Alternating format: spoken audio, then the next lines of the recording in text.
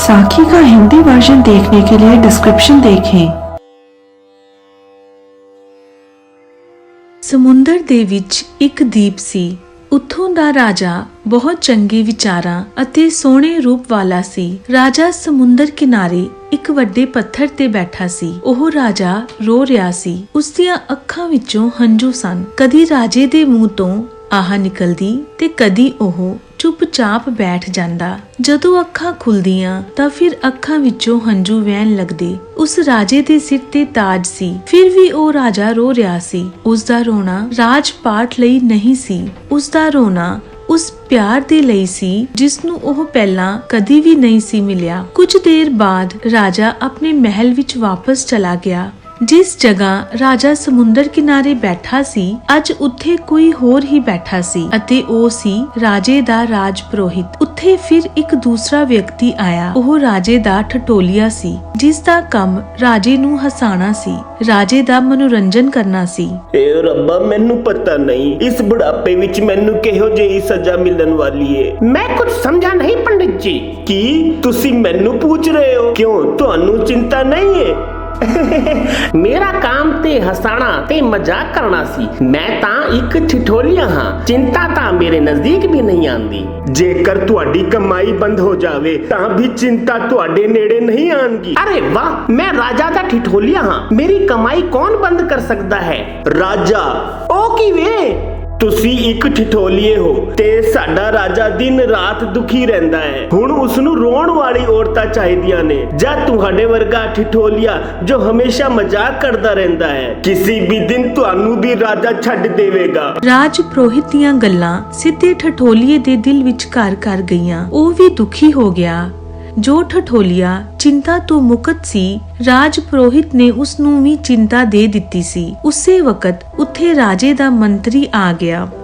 ਉਹ ਅੱਜ ਰਾਜ ਠਠੋਲੀਆ ਗੰਭੀਰ ਹੈ। ਇਹ ਕਿਵੇਂ ਹੋ ਸਕਦਾ ਹੈ? ਕੁਛ ਨਾ ਪੁੱਛੋ, ਮੈਂ ਰਾਜ ਪੁਰੋਹਿਤ ਨੂੰ ਮਿਲਣ ਆਇਆ ਸੀ ਕਿ ਮੇਰੇ ਮਨ ਨੂੰ ਸ਼ਾਂਤੀ ਪਵੇ, ਪਰ ਉਹ ਤਾਂ ਖੁਦ ਹੀ ਚਿੰਤਾਗ੍ਰਸਤ ਨੇ ਤੇ ਆਪਣੇ ਨਾਲ ਮੈਨੂੰ ਵੀ ਚਿੰਤਾ ਦੇ ਦਿੱਤੀ ਹਨ। ਅਸੀਂ ਹੁਣ ਇਸ ਚਿੰਤਾ ਵਿੱਚ ਹਾਂ ਕਿ ਸਾਡੀ ਕਮਾਈ ਖਤਮ ਹੋ ਜਾਵੇਗੀ। ਰਾਜ ਪਾਠ ਤੇ ਰੋਣਾ ਨਾਲ ਨਹੀਂ ਹੋ ਸਕਦਾ। ਜਿਸ ਰਾਜ ਦਾ ਰਾਜਾ ਦੁਖੀ ਹੋਵੇਗਾ, ਹਮੇਸ਼ਾ ਰੋਂਦਾ ਰਹੇਗਾ, ਉੱਥੇ ਠਿਠੋਲੀਏ ਦਾ ਕੀ ਕੰਮ? ਤੁਸੀਂ ਜੋ ਕਹਿ ਰਹੇ ਹੋ ਉਹ ਵੀ ਠੀਕ ਹਨ। ਉਹ ਮੈਂ ਤਾਂ ਹੈਰਾਨ ਹਾਂ। ਕੌਣ ਮੂਰਖ ਅਨਪੜ੍ਹ ਰਾਹਗੀਰ ਰਾਜੇ ਕੋਲ ਆਇਆ ਸੀ ਤੇ ਉਹਨਾਂ ਨੂੰ ਦੁਖੀ ਕਰਕੇ ਚਲਾ ਗਿਆ। ਨਾ ਤਾਂ ਉਹ ਪੰਡਿਤ ਸੀ, ਨਾ ਕੋਈ ਧਰਮ ਗੁਰੂ। ਜੇ ਇਹ ਜਿਹਾ ਹੀ ਚੱਲਦਾ ਰਿਹਾ ਤੇ ਸਾਡੇ ਬਾਰੇ ਵਿੱਚ ਕੌਣ ਸੋਚੇਗਾ? ਸਾਡੀ ਰੋਜੀ ਰੋਟੀ ਦਾ ਕੀ ਹੋਵੇਗਾ? ਪੁਰੋਹਿਤ ਜੀ, ਮੈਂ ਮੰਨਦਾ ਹਾਂ ਚਿੰਤਾ ਦੀ ਗੱਲ ਹੈ, ਪਰ ਅਸੀਂ ਲੋਕ ਤਾਂ ਰਾਜਾ ਦੇ ਸੇਵਾਦਾਰ ਹਾਂ। ਸਾਨੂੰ ਉਹਨਾਂ ਦੀ ਸੇਵਾ ਪਿਆਰ ਤੇ ਵਫਾਦਾਰੀ ਨਾਲ ਕਰਨੀ ਚਾਹੀਦੀ ਹੈ। ਰਾਜਾ ਚਾਹੇ ਜਿਸ ਨੂੰ ਮਰਜ਼ੀ ਆਪਣਾ ਈਸ਼ਵਰ ਜਾਂ ਗੁਰੂ ਸਮਝੇ, ਸਾਡੇ ਲਈ ਤੇ ਰਾਜਾ ਹੀ ਅੰਨਦਾਤਾ ਹਨ। ਤੁਸੀਂ ਆਪਣੀ ਜਗ੍ਹਾ ਠੀਕ ਹੋ। ਤੁਸੀਂ ਮੰਤਰੀ ਹੋ, ਤੁਹਾਡੀ ਜ਼ਰੂਰਤ ਹਮੇਸ਼ਾ ਹੀ ਰਾਜ ਨੂੰ ਰਹੇਗੀ। ਮੇਰੀ ਕਮਾਈ ਤਾਂ ਮੇਰੇ ਗ੍ਰੰਥਾਂ ਦੇ ਗਿਆਨ ਤੋਂ ਹੁੰਦੀ ਹਨ। ਜਦੋਂ ਰਾਜ ਧਰਮ ਬਦਲ ਜਾਵੇਗਾ ਤਾਂ ਇੱਥੋਂ ਮੇਰਾ ਕੀ ਕੰਮ ਬਚੇਗਾ? ਇਹ ਵੀ ਹੋ ਸਕਦਾ ਹੈ ਕਿ ਰਾਜਾ ਉਸ ਆਦਮੀ ਨੂੰ ਆਪਣਾ ਮੰਤਰੀ ਬਣਾ ਲਵੇ। ਜੋ ਵਿਅਕਤੀ ਰਾਜੇ ਨੂੰ ਭਟਕਾ ਸਕਦਾ ਹੈ ਉਹ ਕਿਸੇ ਵੀ ਹੱਦ ਤੱਕ ਜਾ ਸਕਦਾ ਹੈ। ਇਸ ਲਈ ਮੈਂ ਕਹਿੰਦਾ ਹਾਂ ਤੁਸੀਂ ਵੀ ਚਿੰਤਾ ਸ਼ੁਰੂ ਕਰ ਦਿਓ। ਪਰ ਅਸੀਂ ਕਰ ਕੀ ਸਕਦੇ ਹਾਂ? ਸਾਨੂੰ ਰਾਜੇ ਨੂੰ ਸਮਝਾਉਣਾ ਚਾਹੀਦਾ ਹੈ। ਰਾਜੇ ਨੂੰ ਭਗਵਾਨ ਦੀ ਪੂਜਾ ਨਹੀਂ ਛੱਡਣੀ ਚਾਹੀਦੀ ਹੈ। ਪਰ ਅਸੀਂ ਰਾਜੇ ਨੂੰ ਕਹਾਂਗੇ ਕਿ ਉਹ ਪਤਾ ਨਹੀਂ ਕਿਸ ਸੰਤ ਨੂੰ ਯਾਦ ਕਰ ਰਹੇ ਹਨ। ਹਾਂ, ਮੈਂ ਵੀ ਦਾਸੀਆਂ ਦੇ ਮੂੰਹ ਸੁਣਿਆ ਹੈ ਉਹ ਕਿਸੇ ਨਾਨਕ ਨੂੰ ਯਾਦ ਕਰਦੇ ਰਹਿੰਦੇ ਹਨ। ਅਸੀਂ ਸਾਰੇ ਰਾਜੇ ਕੋਲ ਚੱਲਦੇ ਹਾਂ ਤੇ ਉਸ ਨੂੰ ਨਾਨਕ ਦੇ ਖਿਲਾਫ ਭੜਕਾਵਾਂਗੇ। ਪਰ ਨਾ ਮੰਤਰੀ ਜੀ, ਤੁਸੀਂ ਤੇ ਨਾ ਮੈਂ ਕਦੇ ਨਾਨਕ ਨੂੰ ਮਿਲੇ ਹਾਂ, ਤਾਂ ਸਾਨੂੰ ਉਸਦੇ ਗੁਣ ਤੇ ਦੋਸ਼ਾਂ ਬਾਰੇ ਵਿੱਚ ਕੀ ਪਤਾ? ਕਿਸ ਆਧਾਰ ਤੇ ਅਸੀਂ ਉਨ ਦੋਨਾਂ ਦੇ ਖਿਲਾਫ ਗੱਲ ਕਰਾਂਗੇ? ਇਸੇ ਤੁਸੀਂ ਕੂਟਨੀਤੀ ਕਹਿੰਦੇ ਹੋ ਮੰਤਰੀ ਜੀ। ਰਾਜ ਪੁਰੋਹਿਤ ਜੀ, ਕੂਟਨੀਤੀ ਤੇ ਝੂਠ ਵਿੱਚ ਫਰਕ ਹੁੰਦਾ ਹੈ। ਝੂਠ ਤਾਂ ਝੂਠ ਹੀ ਹੁੰਦਾ ਹੈ, ਜੇ ਤੁਸੀਂ ਉਸ ਨੂੰ ਕੂਟਨੀਤੀ ਕਹੋ, ਜੇ ਤੁਸੀਂ ਉਸ ਨੂੰ ਝੂਠ ਕਹੋ। ਜੇਕਰ ਤੁਸੀਂ ਆਪਣੇ ਧਰਮ ਨੂੰ ਬਚਾਉਣ ਲਈ ਝੂਠ ਕਹੋਗੇ ਤਾਂ ਉਹ ਝੂਠ ਵੀ ਸੱਚ ਦੇ ਸਮਾਨ ਹੀ ਹੈ। ਝੂਠ ਦਾ ਕੋਈ ਧਰਮ ਨਹੀਂ ਹੁੰਦਾ। ਕੀ ਕਿਹਾ ਤੁਸੀਂ?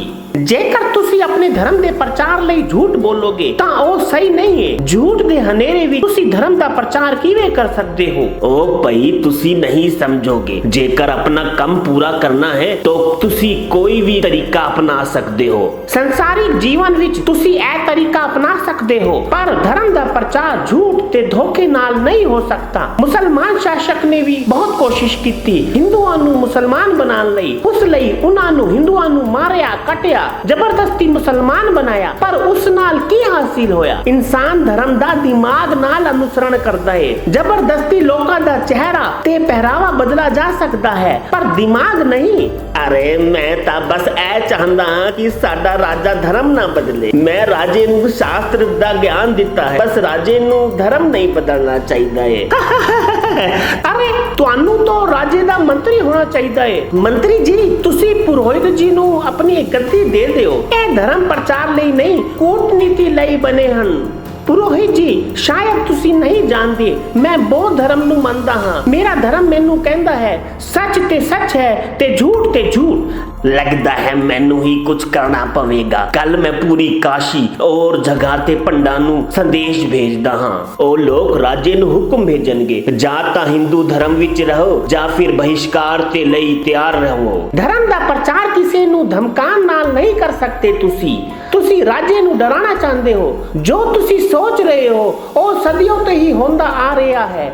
ਲੋਕਾਂ ਨੂੰ ਜ਼ਹਿਰ ਦਿੱਤਾ ਜਾਂਦਾ ਸੀ, ਫਾਂਸੀ ਦਿੱਤੀ ਜਾਂਦੀ ਸੀ, ਇੱਥੋਂ ਤੱਕ ਉਹਨਾਂ ਨੂੰ ਜਿੰਦਾ ਹੀ ਜਲਾ ਦਿਆ ਜਾਂਦਾ ਸੀ। ਪਰ ਕੀ ਕੋਈ ਉਹਨਾਂ ਦੇ ਦਿਲੋਂ ਵਿੱਚੋਂ ਜਲ ਰਹੀ ਈਸ਼ਵਰ ਦੇ ਪ੍ਰੇਮ ਦੀ ਜੋਤ ਬੁਝਾ ਪਾਇਆ?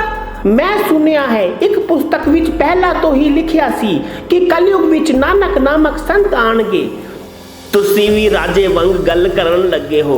ਪੁਰੋਹਿਤ ਜੀ, ਮੈਂ ਬੁੱਧੀ ਹਾਂ। ਜੇ ਰਾਜਾ ਇਸਲਾਮ ਵੀ ਅਪਣਾਉਣਾ ਚਾਹੁੰਦਾ ਹੈ ਤਾਂ ਵੀ ਮੈਂ ਉਹਨਾਂ ਨੂੰ ਭੜਕਾ ਕੇ ਜਾਂ ਝੂਠ ਬੋਲ ਕੇ ਫੈਸਲਾ ਲੈਣ ਲਈ ਨਹੀਂ ਕਹਾਂਗਾ। ਅਰੇ ਜਾਓ, ਤੁਸੀਂ ਤਾਂ ਅਛੂਤ ਹੋ। ਜੇ ਤੁਸੀਂ ਮੈਨੂੰ ਇਹ ਕਿਹਾ ਹੈ ਨਾ, ਇਹ ਤੁਹਾਡੀ ਕਮਜ਼ੋਰੀ ਨੂੰ ਦਰਸਾਉਂਦਾ ਹੈ। ਪੁਰੋਹਿਤ ਜੀ, ਜੋ ਠਿਠੋਲੀਆ ਕਹਿ ਰਿਹਾ ਹੈ ਮੈਨੂੰ ਵੀ ਸਹੀ ਲੱਗ ਰਿਹਾ ਹੈ। ਰੋਹਿਤ ਜੀ ਗੁੱਸੇ ਵਿੱਚ ਆ ਗਏ ਤੇ ਉੱਠ ਕੇ ਮਹਿਲ ਵਿੱਚ ਰਾਣੀ ਨੂੰ ਮਿਲਣ ਚਲੇ ਗਏ। ਮਹਾਰਾਣੀ ਜੀ ਦੀ ਜੈ ਹੋਵੇ। ਮਹਾਰਾਣੀ ਜੀ, ਮੈਂ ਬਹੁਤ ਚਿੰਤਾ ਵਿੱਚ ਹਾਂ। ਕੀ ਤੁਸੀਂ ਮੈਨੂੰ ਦੱਸੋਗੇ ਕਿ ਮਹਾਰਾਜ ਨੂੰ ਕੀ ਹੋਇਆ ਹੈ? ਮੈਂ ਨਹੀਂ ਜਾਣਦੀ ਉਹ ਕਦੋਂ ਨਾਨਕ ਨੂੰ ਮਿਲੇ ਜਾਂ ਨਹੀਂ ਮਿਲੇ, ਪਰ ਹੁਣ ਤਾਂ ਇਹ ਮਹਾਰਾਜ ਦਾ ਉਹਨਾਂ ਪ੍ਰਤੀ ਪ੍ਰੇਮ ਹੀ ਦਿਖਾਉਂਦਾ ਏ। तो ਤੁਸੀਂ ਕੀ ਜਾਣਦੇ ਹੋ ਕਿ ਉਹ ਨਾਨਕ ਦੇ ਲਈ ਆਪਣੇ ਧਰਮ ਤੋਂ ਥੱਲੇ ਗਿਰ ਜਾਣ? ਨਹੀਂ, ਤੁਸੀਂ ਕੁਝ ਕਰੋ। ਠੀਕ ਹੈ ਮਹਾਰਾਣੀ ਜੀ, ਤੇ ਮੈਂ ਹੀ ਕੁਝ ਕਰਦਾ ਹਾਂ। ਰਾਜ ਪੁਰੋਹਿਤ ਉੱਥੋਂ ਚਲਾ ਗਿਆ, ਪਰ ਉਹ ਮਨ ਹੀ ਮਨ ਵਿੱਚ ਕੁਝ ਸੋਚ ਰਿਹਾ ਸੀ। ਮੈਂ ਕੀ ਕਰਾਂ? ਮਹਾਰਾਜ ਤਾਂ ਨਾਨਕ ਦੇ ਪ੍ਰੇਮ ਵਿੱਚ ਪਾਗਲ ਹੋ ਗਏ ਹਨ। ਇੱਥੋਂ ਤੱਕ ਮੰਤਰੀ ਤੇ ਠਿਠੋਲੀਆ ਜੋ ਬੁੱਧੀ ਹੈ ਉਹ ਵੀ ਮੇਰੀ ਗੱਲ ਬਾਤ ਨਹੀਂ ਸੁਣਦਾ, ਤੇ ਰਾਣੀ ਤੇ ਕੋਲ ਤਾਂ ਕੋਈ ਧਾਰਮਿਕ ਗਿਆਨ ਹੈ ਹੀ ਨਹੀਂ। ਇੱਥੋਂ ਤੱਕ ਉਹ ਵੀ ਨਾਨਕ ਤੋਂ ਪ੍ਰਭਾਵਿਤ ਹੋ ਗਈ ਹੈ। ਮੈਨੂੰ ਕੁਝ ਸਮਝ ਨਹੀਂ ਆ ਰਿਹਾ ਕਿ ਮੈਂ ਕੀ ਕਰਾਂ। ਮਨਸੁਖ ਜੋ ਰਾਜੇ ਨੂੰ ਨਾਨਕ ਵਾਂਗ ਦੱਸ ਗਿਆ ਸੀ, ਉਹ ਜਿਹੀ ਮੇਰੇ ਕੋਲ ਗਿਆਨ ਤੇ ਸ਼ਕਤੀ ਨਹੀਂ ਹੈ। ਪਰ ਮੈਂ ਰਾਜੇ ਨੂੰ ਧਰਮ ਨਹੀਂ ਬਦਲਣ ਦੇਵਾਂਗਾ, ਨਹੀਂ ਦੇਵਾਂਗਾ। ਦਰਬਾਰ ਜਿਵੇਂ ਪਹਿਲਾਂ ਚੱਲ ਰਿਹਾ ਸੀ, ਹੁਣ ਵੀ ਉਦਾਂ ਹੀ ਚੱਲ ਰਿਹਾ ਸੀ। ਰਾਜਾ ਅਤੇ ਰਾਣੀ ਦੋਨੋਂ ਬੈਠੇ ਸਨ। ਪੰਡਤ ਜੀ ਰਾਜੇ ਦੇ ਕੋਲ ਆਏ। ਮਹਾਰਾਜ ਦੀ ਜੈ ਹੋ। ਆਓ ਰਾਜ ਪੁਰੋਹਿਤ। ਮਹਾਰਾਜ, ਰਾਜ ਨੂੰ ਚਲਾਣਾ ਅਤੇ ਧਰਮ ਨੂੰ ਛੱਡ ਦੇਣਾ ਦੋਨੋਂ ਗੱਲਾਂ ਇੱਕ ਸਾਥ ਨਹੀਂ ਹੋ ਸਕਦੀਆਂ।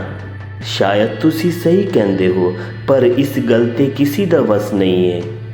आप महाराज हो, आप ਨੂੰ ਸ਼ਾਸਤਰਾਂ ਦਾ ਗਿਆਨ ਹੈ। ਆਪ ਆਪਣੇ ਆਪ ਵਿਚਾਰ ਜ਼ਰੂਰ ਕਰ ਸਕਦੇ ਹੋ। ਪੁਰੋਹਿਤ ਜੀ, ਮੇਰਾ ਮਨ ਮੇਰੇ ਗੁਰੂ ਵਿੱਚ ਲੀਨ ਹੈ। ਇਸ ਵਿਸ਼ੇ ਤੇ ਅਸੀਂ ਬਾਅਦ ਵਿੱਚ ਹੀ ਗੱਲ ਕਰਾਂਗੇ, ਤਾਂ ਹੀ ਠੀਕ ਹੋਵੇਗਾ। ਮੈਂ ਤੁਹਾਡੇ ਵਾਸਤੇ ਚਿੰਤਿਤ ਹਾਂ, ਇਸ ਲਈ ਹੀ ਇੱਥੇ ਆਇਆ ਹਾਂ। ਜੇਕਰ ਅਸੀਂ ਇਸ ਵਿਸ਼ੇ ਨੂੰ ਨਹੀਂ ਸੁਲਝਾਵਾਂਗੇ ਤਾਂ ਮੈਨੂੰ ਨੀਂਦ ਨਹੀਂ ਆਣਗੀ। ਪਰ ਕਿਉਂ?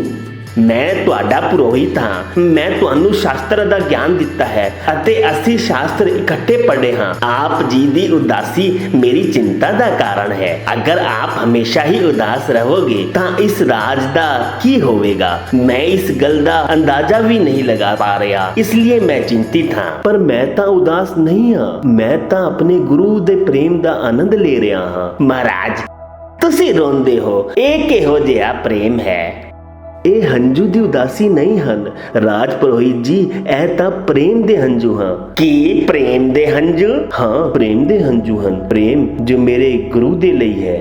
ਤਾਂ ਫਿਰ ਤੁਸੀਂ ਮੈਨੂੰ ਆਪਣਾ ਗੁਰੂ ਦਿਖਾਓ। ਮੈਂ ਤੁਹਾਨੂੰ ਪਹਿਲਾਂ ਹੀ ਦੱਸ ਚੁੱਕਾ ਹਾਂ, ਮਨਸੁਖ ਨਾਮਕ ਵਿਅਕਤੀ ਨੂੰ ਜਦ ਮੇਰੇ ਕੋਲ ਇਸ ਦੋਸ਼ ਦੇ ਲਈ ਪੇਸ਼ ਕੀਤਾ ਗਿਆ ਸੀ ਕਿ ਉਹ ਮੂਰਤੀ ਪੂਜਾ ਨਹੀਂ ਕਰਦਾ ਤੇ ਜੋ ਉਸਨੇ ਮੂਰਤੀ ਪੂਜਾ ਨਾ ਕਰਨ ਲਈ ਜੋ ਮੈਨੂੰ ਤਰਕ ਦਿੱਤੇ ਸਨ ਅਤੇ ਆਪਣੇ ਗੁਰੂ ਦੇ ਬਾਰੇ ਵਿੱਚ ਦੱਸਿਆ ਸੀ, ਉਦੋਂ ਤੋਂ ਹੀ ਮੈਂ ਉਸ ਗੁਰੂ ਦੀ ਯਾਦ ਵਿੱਚ ਖੋ ਗਿਆ ਹਾਂ। ਹਰ ਘੜੀ ਮੈਨੂੰ ਉਹਨਾਂ ਦਾ ਹੀ ਇੰਤਜ਼ਾਰ ਰਹਿੰਦਾ ਹੈ। ਮਨਸੁਖ ਨੇ ਕਿਹਾ ਸੀ ਕਿ ਉਹ ਆਪਣੇ ਸ਼ਿਸ਼ਿਆਂ ਦੀ ਜ਼ਰੂਰ ਸੁਣਦੇ ਹਨ ਅਤੇ ਉਹ ਮੈਨੂੰ ਵੀ ਦਰਸ਼ਨ ਦੇਵਾਂਗੇ, ਬਸ ਉਹਨਾਂ ਦੇ ਹੀ ਦਰਸ਼ਨਾਂ ਦਾ ਇੰਤਜ਼ਾਰ ਕਰ ਰਿਹਾ ਹਾਂ। ਰਾਜ ਪੁਰੋਹਿਤ ਨੇ ਬੜੀ ਚਤੁਰਾਈ ਦੇ ਨਾਲ ਰਾਜੇ ਨੂੰ ਪੁੱਛਿਆ, ਆਪ ਪੂਰਾ ਦਿਨ ਰਾਜ ਕਾਜ ਵਿੱਚ ਵਿਅਸਤ ਰਹਿੰਦੇ ਹੋ, ਖਾਂਦੇ ਹੋ, ਸੌਂਦੇ ਹੋ ਤੇ ਸਾਰਾ ਕੰਮ ਦਿਮਾਗ ਦੇ ਨਾਲ ਹੀ ਹੁੰਦਾ ਹੈ, ਤਾਂ ਆਪ ਕਿਵੇਂ ਕਹਿ ਸਕਦੇ ਹੋ ਕਿ ਆਪ ਸਾਰੇ ਦਿਨ ਨਾਨਕ ਨੂੰ ਯਾਦ ਕਰਦੇ ਰਹਿੰਦੇ ਹੋ? ਦਿਮਾਗ ਤਾਂ ਇੱਕ ਹੈ, ਇੱਕ ਸਮੇਂ ਤੋਂ ਦੋ ਕੰਮ ਕਿਵੇਂ ਹੋ ਸਕਦੇ ਹੈ? ਰਾਜ ਪੁਰੋਹਿਤ ਜੀ, ਦਿਮਾਗ ਦੋ ਤਰ੍ਹਾਂ ਤੋਂ ਕੰਮ ਕਰਦਾ ਹੈ, ਚੇਤਨ ਰਹਿ ਕੇ ਅਤੇ ਅਚੇਤਨ ਰਹਿ ਕੇ। ਮੈਨੂੰ ਦੱਸੋ, ਜੇਕਰ ਕੋਈ ਵਿਅਕਤੀ ਮਰ ਜਾਵੇ, ਜੇ ਉਸ ਦੇ ਪੇਟ ਵਿੱਚ ਭੋਜਨ ਹੋਵੇ ਤਾਂ ਕੀ ਉਸ ਦਾ ਸਰੀਰ ਉਸ ਭੋਜਨ ਨੂੰ ਪਚਾ ਸਕਦਾ ਹੈ? ਇਹ ਸਾਰੇ ਕੰਮ ਸਾਡਾ ਅਚੇਤਨ ਮਨ ਕਰਦਾ ਹੈ। ਜਦੋਂ ਸਾਡਾ ਚੇਤਨ ਮਨ ਭੋਜਨ ਪਚਾ ਰਿਹਾ ਹੁੰਦਾ ਹੈ ਤਾਂ ਅਸੀਂ ਸੋਚਦੇ ਵੀ ਰਹਿੰਦੇ ਹਾਂ। ਤਾਂ ਤੁਸੀਂ ਹੀ ਦੇਖ ਲਿਓ, ਸਾਡਾ ਦਿਮਾਗ ਇੱਕ ਸਮੇਂ ਵਿੱਚ ਦੋ ਕੰਮ ਕਰਦਾ ਹੈ। ਰਾਜ ਪੁਰੋਹਿਤ ਕੋਲ ਇਸ ਤਰਕ ਦਾ ਕੋਈ ਵੀ ਜਵਾਬ ਨਹੀਂ ਸੀ। ਮਹਾਰਾਜ, ਆਪ ਰਾਜੇ ਹੋਣ ਦੇ ਨਾਲ ਹਿੰਦੂ ਧਰਮ ਦੇ ਮੁੱਖ ਪ੍ਰਚਾਰਕ ਵੀ ਹੋ। ਜਦੋਂ ਗੌਰੰਗ ਸਵਾਮੀ ਰਾਮੇਸ਼ਵਰਮ ਤੋਂ ਆਏ ਸਨ ਤਾਂ ਵੀ ਤੁਸੀਂ ਉਹਨਾਂ ਦੇ ਦਰਸ਼ਨ ਕਰਨ ਲਈ ਨਹੀਂ ਗਏ ਸੀ। ਆਪ ਬਿਨਾਂ ਕਿਸੇ ਤਰ੍ਹਾਂ ਕੇ ਆਪਣਾ ਧਰਮ ਛੱਡ ਰਹੇ ਹੋ, ਇਹ ਤਾਂ ਗੱਲ ਠੀਕ ਨਹੀਂ ਹੈ। ਰਾਜ ਪੁਰੋਹਿਤ ਜੀ, ਮੈਂ ਆਪ ਦਾ ਬਹੁਤ ਆਦਰ ਕਰਦਾ ਹਾਂ, ਪਰ ਆਪ ਇਹ ਜਿਹੇ ਕੋੜੇ ਸ਼ਬਦ ਨਾ ਬੋਲੋ।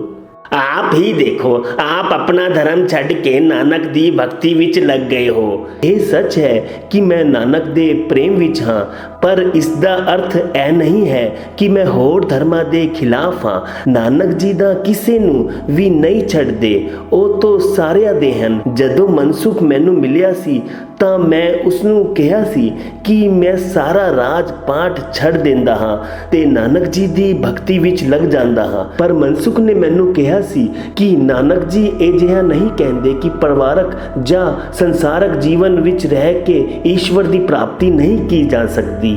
ਉਹਨਾਂ ਨੂੰ ਕਿਹਾ ਸੀ ਕਿ ਤੁਸੀਂ ਇਮਾਨਦਾਰੀ ਤੇ ਨਾਲ ਆਪਣਾ ਰਾਜ ਪਾਠ ਚਲਾਓ ਤਾਂ ਗੁਰੂ ਜੀ ਤੁਹਾਨੂੰ ਮਿਲਣ ਖੁਦ ਆਉਣਗੇ। ਮੈਂ ਤਾਂ ਬਸ ਇਹ ਜਿਹਾ ਹੀ ਕਰ ਰਿਹਾ ਹਾਂ। ਇਹ ਸੁਣ ਕੇ ਰਾਜ ਪੁਰੋਹਿਤ ਰੋਣ ਲੱਗਾ।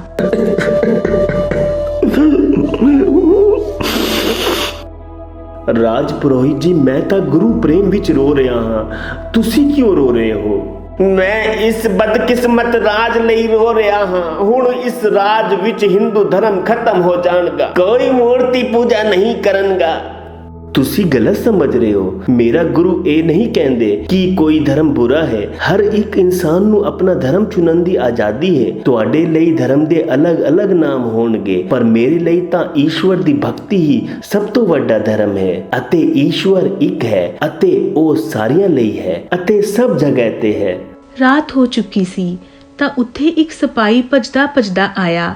ਮਹਾਰਾਜ ਜਲਦੀ ਚਲੋ, ਪੁਰਾਣੇ ਬਾਗ ਵਿੱਚ ਇੱਕ ਸਾਧੂ ਆਏ ਹਨ। ਉਹ ਇਹ ਕਹਿ ਰਹੇ ਹਨ ਕਿ ਉਹ ਨਾਨਕ ਹੈ ਜਿਨ੍ਹਾਂ ਲਈ ਤੁਸੀਂ ਦਿਨ ਰਾਤ ਤੜਪ ਰਹੇ ਹੋ। ਜਿਵੇਂ ਹੀ ਰਾਜੇ ਨੇ ਇਹ ਗੱਲ ਸੁਣੀ, ਉਹ ਪਾਗਲਾਂ ਵਾਂਗ ਬਾਗ ਵੱਲ ਜਾਣ ਲੱਗਾ। ਰਾਜੇ ਨੇ ਜਿਵੇਂ ਹੀ ਨਾਨਕ ਨਾਮਕ ਸਾਧੂ ਨੂੰ ਦੇਖਿਆ, ਉਹ ਉਹਨਾਂ ਦੇ ਚਰਨਾਂ ਵਿੱਚ ਡਿੱਗ ਪਿਆ। ਮੇਰੇ ਗੁਰੂ ਆ ਗਏ, ਮੇਰੇ ਗੁਰੂ ਆ ਗਏ, ਮੇਰੇ ਗੁਰੂ ਆ ਗਏ, ਮੇਰੇ ਗੁਰੂ ਆ ਗਏ। ਸਤਿਨਾਮ ਸ਼੍ਰੀ ਵਾਹਿਗੁਰੂ।